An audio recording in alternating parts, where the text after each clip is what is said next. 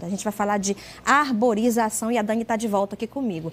Dani, hoje até que a temperatura está amena, né? Porque choveu na madrugada, choveu no início da manhã, mas a gente sabe que no segundo semestre do ano é muito quente. A sensação térmica vai lá para cima e a gente precisa desses corredores verdes aí onde você está agora, né, Dani? Oi, como a gente precisa, hein? Ainda mais nessa hora, né? Hoje, como você falou, deu uma amenizada, mas aqui de fora a gente sente aquele mormaçozinho, sabe? Aquela sensação térmica aí já começa a ficar desagradável um pouquinho, por mais que tenha chovido aí durante parte da manhã em alguns pontos aqui de Santarém. E quando você chega numa rua e você se depara com esse cenário aqui, ó, que o Amarildo vai mostrar pra gente, um corredor verde. E aqui, na Presidente Vargas, a gente fala de um corredor verde formado, em sua maioria, por mangueiras. Muito bom, né? Mas, Tatiane, olha só, você sabe de 22 por 1? Você sabe o que significa isso? Não, né? Tatiane, isso parece uma brincadeira, mas é o número de árvores necessárias para manter o oxigênio renovado para uma pessoa. Cada um de nós deveria ter pelo menos 22 árvores próximas para limpar, purificar o nosso ar, para a gente respirar, né? Que desafio! Que tal adotar 22 árvores? Pois é, de né, repente Dani? pode se tornar um desafio aí para a sociedade em Santarém se mobilizar para isso. Bom, falando dessa importância dessas gigantes, a gente vê a diferença quando a gente chega num ambiente onde tem bastante árvores. Aqui em Santarém nós temos esses chamados corredores verdes, como aqui na Presidente Vargas, na Mendonça Furtado. Nós temos o Parque da Cidade, também agradável demais de estar, por essa sensação térmica que fica bem melhor aqui na nossa região. Daí a importância de preservar e manter sempre de pé essas árvores.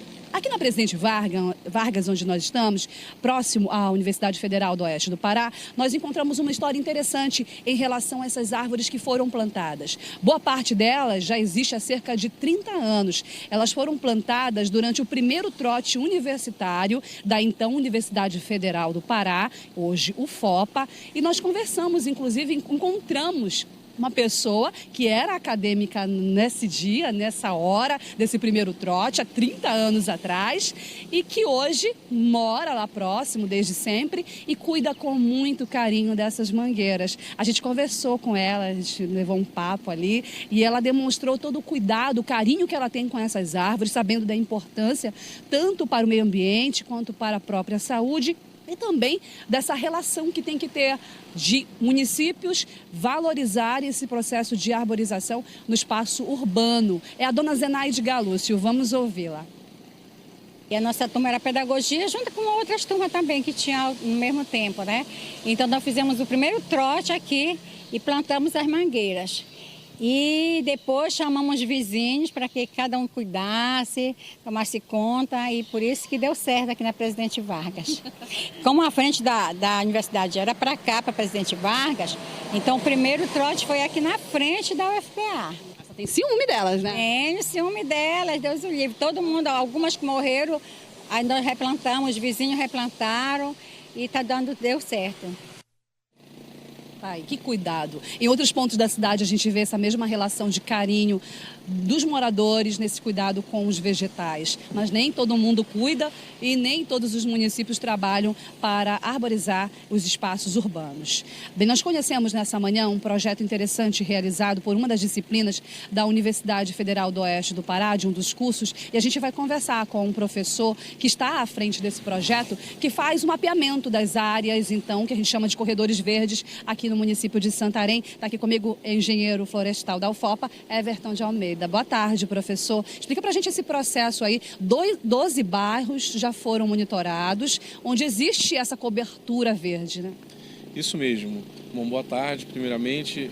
A universidade ela já vem trabalhando, né, em projetos em parceria com a prefeitura, em parceria com outros atores sociais, e nós, na nossa disciplina de silvicultura urbana, né, que é uma parte da arborização urbana, nós identificamos em 12 bairros aqui de Santarém, fizemos um levantamento amostral, não foi um censo, né? Não temos 100% das árvores, mas o levantamento já deu para observar que nós temos muitas árvores exóticas, temos muitos problemas relacionados à questão da implantação da arborização urbana em relação ao mobiliário urbano, né? Postes, calçadas, né? Bueiros e tudo mais. E também nós encontramos aquela relação íntima que a população tem com a árvore, né? Geralmente é a população que planta aquela árvore na frente da sua casa e cuida dela por um certo tempo. Depois é necessário manutenção e às vezes isso não é feito. Um dos pontos que o professor destacou para a gente, nós conversamos antes, foi em relação a essas espécies que são plantadas. Pedi para o Amarildo mostrar bem aqui desse outro lado. Olha só na frente dessa casa. Nós temos duas espécies bastante conhecidas na cidade, mas que nem sempre, claro, os moradores não têm um conhecimento técnico, mas plantam porque ouvem que o morador na casa tal deu certo aquela planta, não quebrou minha calçada. Essas variedades aqui e essa relação que deveria ter de conhecimento técnico para não trazer esses problemas e ajudar na arborização. Perfeito. Então, muitas árvores, como eu falei, são exóticas, né? O nim, que é essa espécie que a gente pode ver ali, é uma espécie de origem indiana, né? Asiática, e ela se adaptou muito bem, né? No nosso clima, ela cresce bastante. E pelo fato de crescer bastante, se ela não for bem plantada numa cova adequada, ela pode quebrar a calçada, né? Então ela tem que ser feita uma cova de porte assim médio, né, para uma árvore de porte médio. A gente observa que ela está embaixo da fiação elétrica, então é necessário realizar podas frequentes. Essa época de chuvas, as plantas tendem a ter uma produção vegetativa maior, então elas crescem mais, né? E nós temos espécies, por exemplo, como o ficus, que está do lado dela ali, que é uma espécie que infelizmente não é indicada para arborização urbana. Ela é muito utilizada para ornamentação em jardim, pelo fato de ter uma copa que pode ser feita formas, né, estruturas e tudo mais. Ela quebra a calçada, infelizmente, ela tem raízes adventícias que podem até se enrolar na fiação elétrica se atingirem, né, o nível da fiação elétrica. Então, exige realmente um certo cuidado, né, para que isso possa ser implantado na cidade. Agradecendo a participação aqui comigo, o engenheiro florestal da UFOPA, o professor Everton de Almeida. E para efeito de curiosidade, pelo menos são necessárias aí cerca de 100 árvores, né? Para a questão de absorver aquele gás carbônico emitido por um carro. Imagina só. É difícil, né? Por isso que a gente reforça a mensagem de que esse processo de arborização deve ser mantido, mas sempre procurando orientação técnica. Isso serve tanto para o poder público quanto também para a iniciativa privada, né?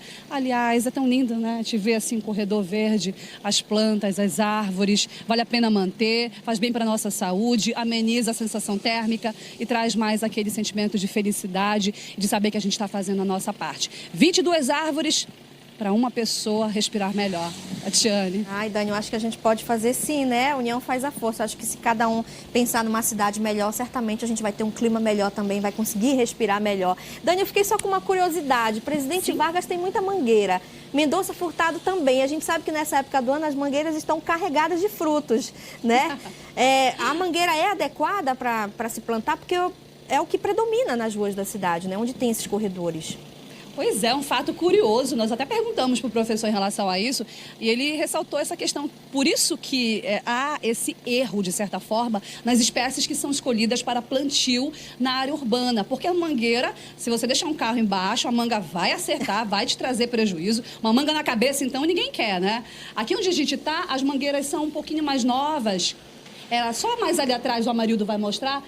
Aliás, é fonte de alimento, né? Em Santarém ninguém morre de fome, não, ó. Pelo menos esse tempo não. Tem manga, mas tem esse cuidado também em relação a prejuízos que isso pode trazer na área urbana. Por isso que é necessário seguir essas instruções. Por isso que a Universidade Federal do Oeste do Pará realiza esse trabalho já para trazer orientação, que vai servir para o próprio poder público trabalhar, articular esse processo de arborização na área urbana e também ajuda você de casa. Quer valorizar teu imóvel? Um jardim em casa é excelente.